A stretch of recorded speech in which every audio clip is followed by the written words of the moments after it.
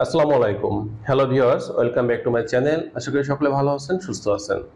অনেক ডিভোর্সি এবং সদ্য স্বামী মারা গেছে বিধবা মহিলা যারা আছেন, তারা জানতে চেয়েছিলেন যে আমরা দ্বিতীয় বিয়ে করতে চাচ্ছি না এবং বিয়ে না করে আমাদের যে উত্তেজনাগুলো আছে বা যৌন চাহিদা, এটা পূরণ করার বিকল্প কোনো মাধ্যম আছে কিনা বা বিকল্প কোনো উপায়ে আমরা এটা পূরণ করতে পারবো কিনা বা সেটা করার মাধ্যমে আমাদের সকল প্রকার গুনাহ বা পাপের হাত থেকে আমরা বাঁচতে পারবো কিনা।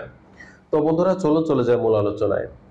একটা বিষয় খুব সহজে বুঝতে হবে যে আল্লাহ তাআলা আমাদের প্রত্যেকটি মানুষ সহ প্রত্যেকটা জীবের মধ্যে একটা জৈবিক চাহিদা দিয়েছেন, যেটা পূরণ করার একমাত্র সঠিক পন্থা বা পথ হচ্ছে বিবাহের মাধ্যমে স্বামী স্ত্রী তারা মিলন করবে এবং মিলন করার মাধ্যমে তাদের জৈবিক চাহিদাটা পূরণ করবে। কিন্তু অনেক সময় দেখা যায় যে অনেক মেয়েরা আছেন যারা খুব নাছোড়বান্দা কোয়ালিটির হন, দেখা যায় তারা সিদ্ধান্ত নেন যে না, আমার স্বামীর সাথে তো ডিভোর্স হয়ে গেছে বা আমার স্বামী মারা গেছে, সেহেতু আমি আর দ্বিতীয় কোনো পুরুষের সংস্পর্শে যেতে চাই না, আমার সন্তানদের নিয়ে বাকি জীবনটা আমি কাটিয়ে দিতে চাই। এবং এক্ষেত্রে অনেক সময় দেখা যায় যে তাদের ফ্যামিলি থেকে চাপ দিচ্ছে বা ছেলেমেয়েরাও চাইছে যে তার মা বা সেই মহিলাটা বিয়ে করুক, বিয়ে করার মাধ্যমে তার শারীরিক এবং মানসিক যে প্রশান্তি এটা সে খুঁজে নিক। তো এরকম যদি কোনো সুযোগ থাকে যে হ্যাঁ, আপনি চাচ্ছেন না কিন্তু আপনার পরিবার চাচ্ছে বা আপনার সন্তানরা চাচ্ছে, সেক্ষেত্রে কিন্তু অবশ্যই আমি বলবো আপনাদের বিয়েটা করে নেওয়া উচিত। কারণ বিয়ে করার মাধ্যমে যে জৈবিক চাহিদা পূরণ করার সুন্দর পথ পাবেন, এটা কিন্তু অন্য কোনো পথে আপনার খুঁজে পাওয়াটা এত সহজ হবে না। তো তারপরেও দেখা যায় নাছোড়বান্দা কোয়ালিটি যারা আছেন তারা আসলে আর বিয়ে করতে চান না। তারা মনে করেন যে যা হওয়ার বিয়ে জীবনে একবারই হয়েছে। আমাদের বাঙালি মেয়েদের যে চিন্তা ভাবনা থাকে, আমি আর সেকেন্ড টাইম বিয়ে করতে চাই না। যদি এমনটা হয় তাহলে বিকল্প যে পদ্ধতিগুলো আছে তার মধ্যে প্রথম নম্বর পদ্ধতি সেটা হচ্ছে আপনার ধর্মীয় আইন কানুনগুলো সঠিকভাবে প্রতিপালন করতে হবে। অর্থাৎ আপনি যদি মুসলিম হন তাহলে নিয়মিত ৫ ওয়াক্ত নামাজ আদায় করতে হবে। রাতে যখন আপনি স্বামীর সাথে মিলন করতেন, ওই সময়টা আপনার ঘুম ভেঙে যাবে। প্রচন্ড কষ্ট হবে নিজেকে কন্ট্রোলে রাখতে। তখন আপনি যেটা করতে পারেন, অবশ্যই অজু করে তাহাজ্জুদের নামাজ পড়তে পারেন। যদি আপনি অন্য ধর্মাবলম্বী হন, তাহলে অবশ্যই আপনাদের ধর্মীয় আইন কানুনগুলো আছে এগুলো প্রতিপালন করার চেষ্টা করবেন। তাহলে দেখা যাবে আপনি সম্পূর্ণ প্রকার এই উত্তেজনা থেকে নিজেকে কন্ট্রোলে রাখতে পারবেন।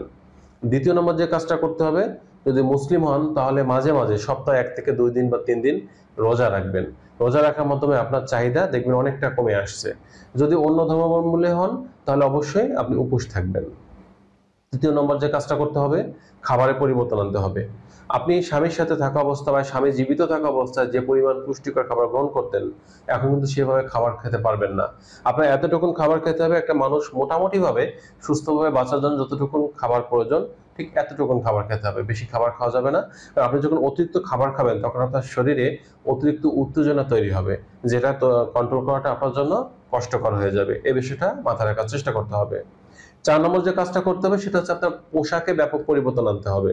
অর্থাৎ আপনার হাসব্যান্ড থাকা অবস্থায় আপনি যে ধরনের টাইট ফিটিং বা কালারফুল পোশাকগুলো পরতেন বা আয়নার সামনে দাঁড়ালে নিজেকে অনেক আকর্ষণীয় মনে হতো, এই ধরনের পোশাক এখন আর পরা যাবে না। আপনার এখন যেটা পরতে হবে, সবসময় ঢিলাঢালা লুজ কোয়ালিটির কাপড়-চোপড় পরতে হবে এবং অবশ্যই অফ হোয়াইট কালারের পোশাকগুলো পরতে হবে, যেটা পরলে আপনার নিজের কাছে মনে হবে যে না, আমার আর জীবনে এখন চাওয়া পাওয়ার কিছু নেই। বাকি জীবনটা এভাবে নরমালি কাটায় দিতে পারলে আমার জীবনটা ভালো। এই চিন্তাগুলো যাতে মাথায় আসার জন্য পোশাকে পরিবর্তন আনতে হবে। ৬ নম্বর যে কাজটা করতে হবে, দুষ্টু বন্ধু-বান্ধবী যারা আছে এদের থেকে দূরে থাকতে হবে। কারণ অনেক দেখা যায় যে দুষ্টু বন্ধু-বান্ধবী আছেন যাদের সাথে দেখা হলে ২-৪ মিনিট কুশল বিনিময়ের পরেই তারা কিন্তু এই জৈবিক চাহিদা বা যৌন চাহিদার দিকে চলে যান। সে কিভাবে লাইফটা এনজয় করতেছেন বা কিভাবে একটা মেয়ের লাইফ এনজয় করা উচিত, এই ধরনের কথাবার্তায় চলে যান। যখন এই ধরনের গল্প শুনবেন বা মোটিভেশনাল বিষয়গুলো আপনার মাথায় আসবে, তখন কিন্তু আপনি নিজেকে কন্ট্রোলে রাখাটা কঠিন হয়ে যাবে। আপনারা যে প্রতিজ্ঞা করেছেন এটা কিন্তু সবাই ধরে রাখতে পারবেন না। তখন দেখা যাচ্ছে বিয়ে করতে চাচ্ছেন না, তখন আপনি কিন্তু পরকীয়ায় লিপ্ত হওয়ার ঝুঁকি বেড়ে যাবে। এইজন্য এই সমস্ত বদ এবং দুষ্টু বন্ধু-বান্ধব যারা আছে এদের থেকে অবশ্যই দূরে থাকার চেষ্টা করতে হবে।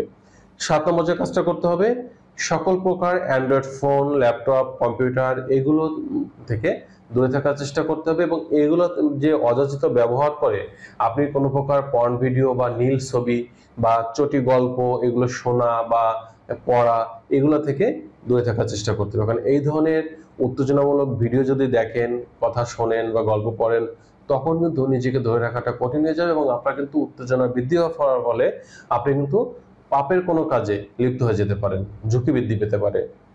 এজন্য এই কাজগুলো পরিহার করতে হবে। এই বিষয়গুলো করার পাশাপাশি আপনাদের একটা রেমেডি তৈরি করে খাওয়ার কথা বলবো। এই রেমেডিটা সপ্তাহে আপনি যে কোনো নির্দিষ্ট একদিন খাবেন। এই রেমেডি তৈরি করার জন্য আপনারা যেটা নিবেন, আপনারা 8 থেকে 10টি কালো মেঘের কাঁচা পাতা নিবেন। কালো মেঘ গাছের কাঁচা পাতা 8 থেকে 10টি। এর সাথে আপনারা 1 থেকে 2 টুকরা কাঁচা যে নিমের ছাল, অর্থাৎ দেশি যে নিম গাছ আছে, নিম গাছের যে ছাল 1 থেকে 2 টুকরা এটা নিবেন। সুন্দর করে ধুয়ে হালকা একটু পানি দিয়ে এটাকে থেতো করবেন, বা ভিতর থেকে যে রসটা আছে এটা বের করে নেবেন। এটা 1 থেকে 2 চামচ পরিমাণে সকালে খালি পেটে খাবেন, সপ্তাহে নির্দিষ্ট যে কোনো একদিন। এভাবে যদি কয়েকটা মাস এই রেমেডি খেতে পারেন, উপরের নিয়মগুলো প্রতিফলন করতে পারেন, তাহলে দেখা যাবে আপনি বিয়ে না করেও আপনার সন্তানদের নিয়ে সুন্দরভাবে জীবনটা পালন করতে পারবেন। আর এর পরেও যদি আপনার চাহিদা বা উত্তেজনা কন্ট্রোলে না আসে, তাহলে স্ক্রিনে দেওয়া যে নাম্বারটা আছে এই নাম্বারে ফোন করে আপনার সমস্যাগুলো বললে, এই জন্য যে প্রয়োজনীয় মেডিসিনগুলো আছে এটা অনলাইনের মাধ্যমে অর্ডার করলে আমি কুরিয়ারে পাঠিয়ে দেবো, আপনি জায়গা বসে পেয়ে যাবেন। এবং এই মেডিসিনগুলো সেবন করার মাধ্যমে আপনাদের যে অতিরিক্ত উত্তেজনা আছে এটা প্রশমিত হয়ে যাবে, এবং বিয়ে না করেও সুন্দর একটা জীবন সন্তানদের নিয়ে পার করতে পারবেন। তো বন্ধুরা, এই ছিল আজকের বিষয়। সকলে ভালো থাকবেন। আর আপনাদের স্বাস্থ্য বিষয়ে কোনো তথ্য বা পরামর্শ পাওয়ার জন্য অবশ্যই আপনারা কমেন্ট বক্সে কমেন্ট করতে পারেন। আমি চেষ্টা করবো আপনাদের কমেন্টসের রিপ্লাই দেওয়ার জন্য বা এই বিষয়ে নতুন কোনো ভিডিও দেওয়ার জন্য। আজ এ পর্যন্তই। আল্লাহ হাফেজ।